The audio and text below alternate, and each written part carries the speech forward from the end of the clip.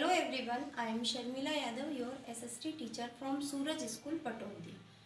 आज मैं अपना टॉपिक शुरू करने से पहले स्टूडेंट्स मैं आपको एक बात बताती हूँ कि जो ये टाइम लॉकडाउन का हमारे सबके सामने आया है, ये टाइम उस गेम की तरह है जिस गेम में स्नेक और लेडर होते हैं, मीन्स सांप सीढ़ी का गेम, जिसमें खिलाड़ी को स्नेक से बचना होता है और लेडर की सहायता से ऊंचाई तक पहुंचना होता है। मीन्स इस टाइम पे आपको ऊंचाई पे पहुंचने के लिए और स्नेक से बचने के लिए का मतलब ये है कि स्नेक रूपी कोरोना से बचना है, मतलब आपको अपने अपने घरों में रहना है, और लेडर की सहायता से ऊंचाई पे पहुंचना है, मीन्स अपने पेरेंट्स और टीचर्स के द्वारा जो भी गाइडलाइंस दी जाती है उसको फॉलो करना होगा।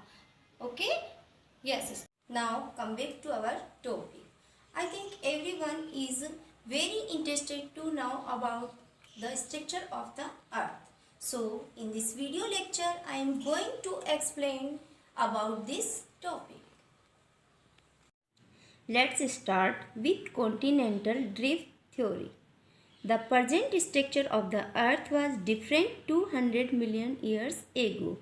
कुछ लोगों को ये जानकर आश्चर्य होगा और कुछ लोगों को ये पता है कि हमारी अर्थ का जो स्ट्रक्चर आज है वो 200 मिलियन ईयर्स एगो नहीं था। There were no continent and ocean.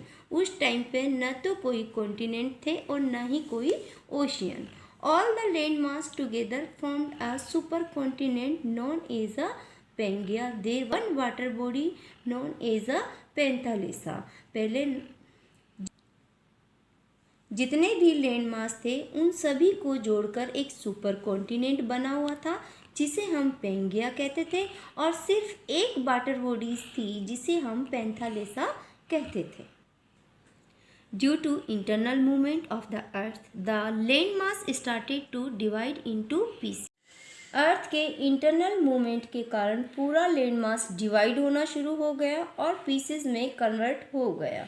These pieces were known as plates and they floated on the liquid rock matter. In pieces को हम plates कहते हैं।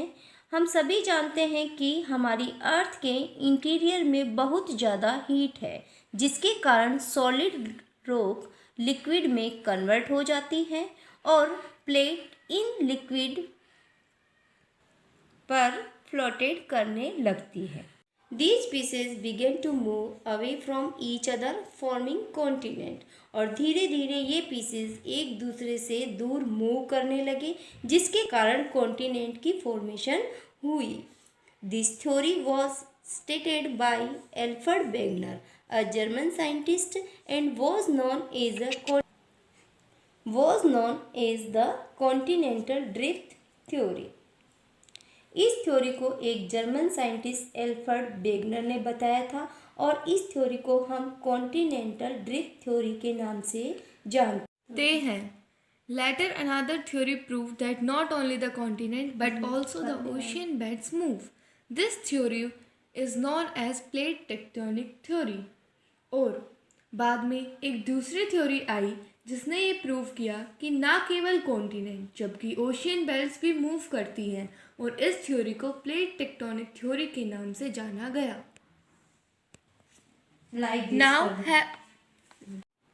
Now have a look at continental drift theory diagram.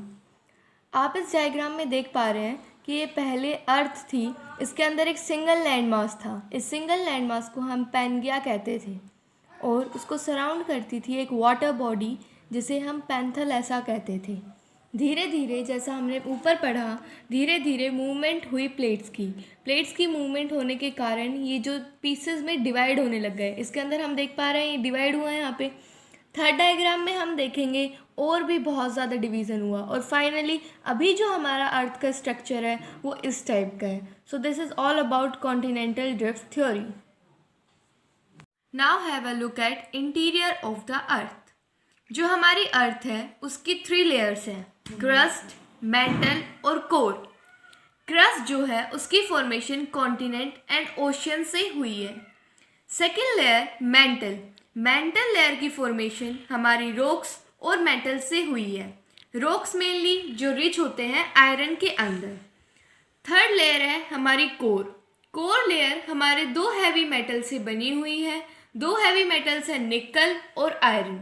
That's why इस layer को हम नीफी भी कहते हैं, बिकॉज निकल का जो सिंबल है वो Ni है और जो आयरन का सिंबल है वो Fe है. So this layer is also known as Nephi layer. That's all about the interior of the earth. Now have a look at the diagram of the interior of the earth. The first layer of the earth is crust, the second layer is mantle, and the third layer, which is the centermost layer, is core. Thank you. And have a nice day.